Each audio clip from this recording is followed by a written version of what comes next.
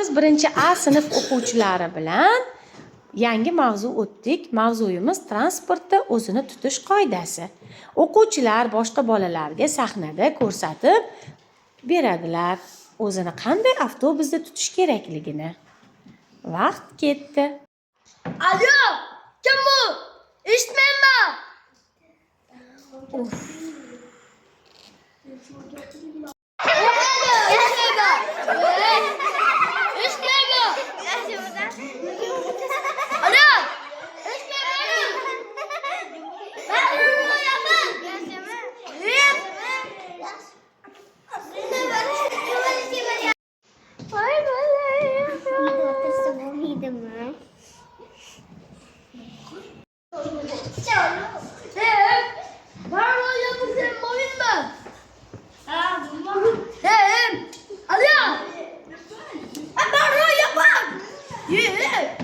Hocam sizga joy berishmadimi? Yo'q. Ture.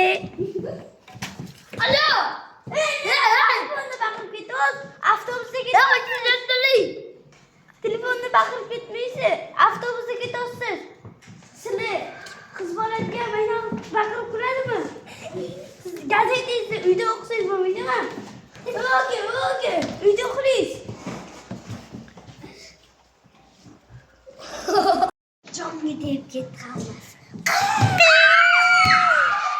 Aziz o'quvchilar, ko'rdingizmi? Haydovchini aslo asabiga tegmang. Yo'l qoidasiga amal qiling.